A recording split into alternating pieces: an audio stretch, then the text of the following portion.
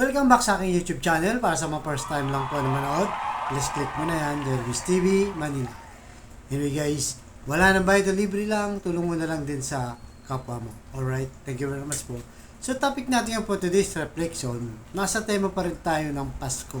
Dahil papalapit na nga ang Pasko, busy na ang lahat guys. Ngayon pa lang, ang dami ng abala. Bumibili ng mga regalo, di ba? Pinaghahandaan yung Christmas party ng bawat kumpanya at ng bawat pamilya.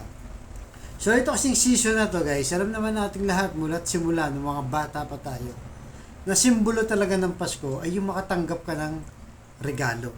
Diba? Lalo na tayo ng mga bata tayo, inaasam-asam natin yan. Ibibili tayo ng mga bagong damit, diba? Bagong sapatos ng ating mga magulang. Kahit once a year lang, diba? Dahil hindi naman tayo mayaman guys. Isang ordinaryong bata lang tayo noon.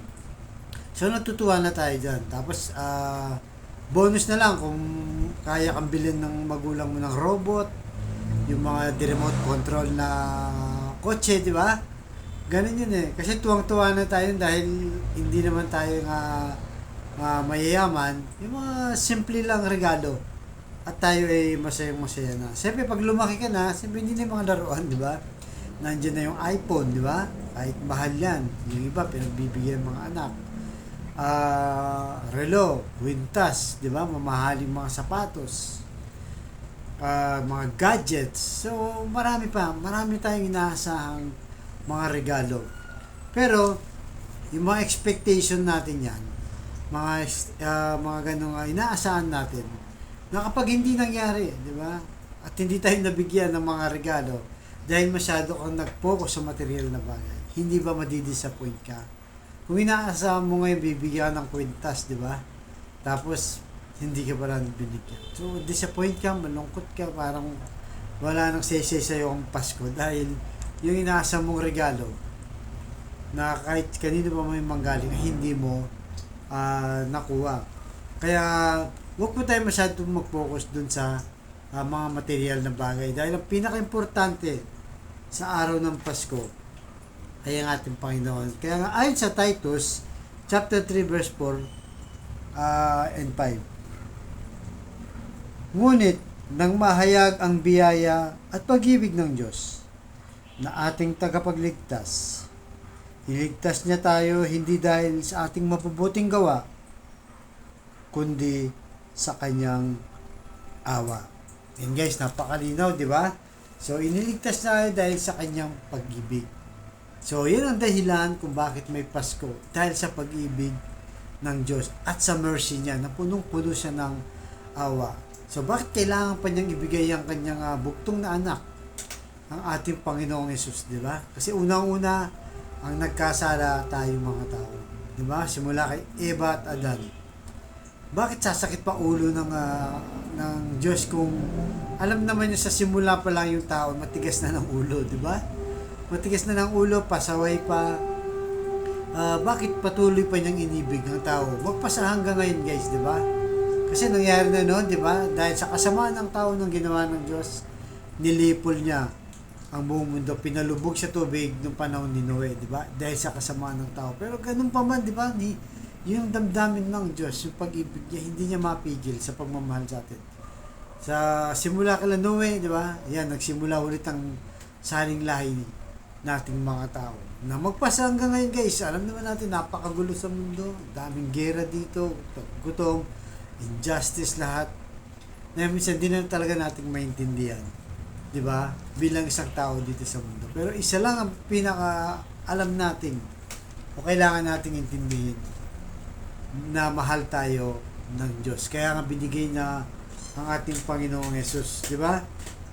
So, dahil sa kasalanan natin, tinubos niya tayo. Nagpakasakit siya hanggang sa namatay siya doon sa krus ng Kalbaryo. 2,000 years ago, guys. Tinubos niya tayo. Nagaya na sabi ko, hindi naman niya kailangan gawin yun eh. Di ba? Tayo mga taong makasalanan, matigas ang ulo at pasaway. Hindi niya na kailangan gawin yun. Kung hindi tayo mahal. Pero lahat ginagawa niya para lang maranasan din natin o makamtan ng pinakaasam nating lahat ang mapunta sa langit na makasama ang Diyos sa buhay na walang hanggan. Kaya itong pagdating ng Pasko guys, huwag kayo masyadong mag-focus sa anumang material na bagay. Yung magkakasama lang kayo magpamilya, di ba guys? May handa kayo, simpleng pagkain lang, spaghetti, hotdog, isang ham, okay na yun. Importante yung magkakasundo kayo, nagmamahalan kayo. Ang buong pamilya masaya, kahit napakapayak lang ng buhay, di ba? So, mas importante yung pag-ibig ng Diyos kaysa sa ano pa mga material na bagay. Yung mga regalo, pagkain, lahat yan guys. Importante rin naman yan kasi siyempre, nagse-celebrate kayo, ibig sabihin, masaya dahil nga sineselebrate natin yung Pasko, yung yung pagsilang ng ating Panginoong Yesus. Kaya buong mundo nagsasaya ngayon. Even yung mga anghel sa langit nung isinilang ang ating Panginoong Yesus, naging masaya lahat. Kaya sineselebrate natin yung iba, hindi ko alam, di ba? Ibang sekta. Ayaw nila itong celebrate. Pero pag nag-birthday naman sila, yun. Sineselebrate nila, pero sa Panginoon, ayaw nilang celebrate. So, sa kanila yan guys, pero tayo bilang isang katolikong Kristiyano, talaga masaya tayo. At gaya na sabi ko guys, ang diwa ng Pasko ay ang pagmamahal ng ating Diyos.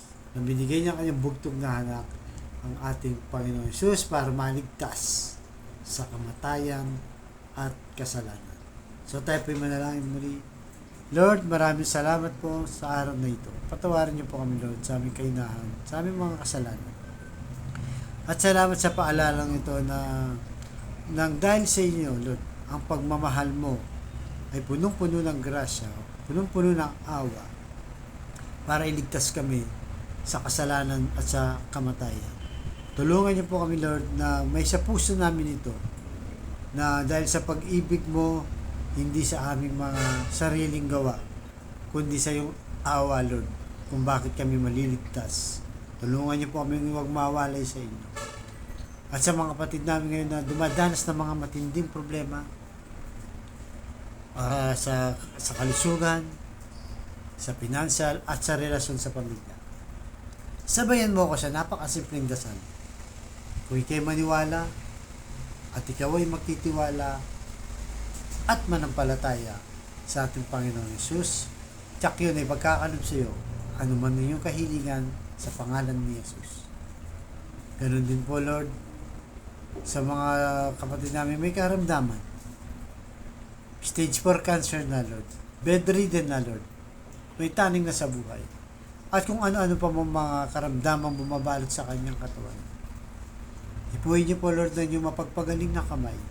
Haplusin niyo po, Lord. Yakapin niyo po, Lord. Tanggalin niyo po ang kanyang karamdaman na nagpapahirap sa kanyang katawan para sa kanyang pamilya. Ganun din po, Lord, sa mga pamilyang nagkawatak-watak at nagkasira-sira. Dahil sa hindi pagkakaunawaan, ibalik niyo po, Lord, ang kanilang magandang relasyon. At sa financial, Lord, na kailangan namin lahat, Lord. Lalong-lalo na po, Lord, yung mga kapatid namin walang-wala, Lord. Ultimong pambili ng ulam, ng bigas, pamasahe, pambaon sa mga bata, pambayad sa tubig, kuryente at bahay, pambili ng gamot. At kung ano-ano pa, Lord, na pangailangan ng bawat isa sa aming pamilya. So, bless niyo po ang aming hanap buhay para sa aming pamilya. Sumunod ng ito, hinihiling namin sa matamis na pangalan natin, Panginoong Yesus. Amen and amen. To God all be the glory. Sa ngalan ng Ama, ng Anak, ng Jesus Spirit Santo. Amen. Thank you very much po.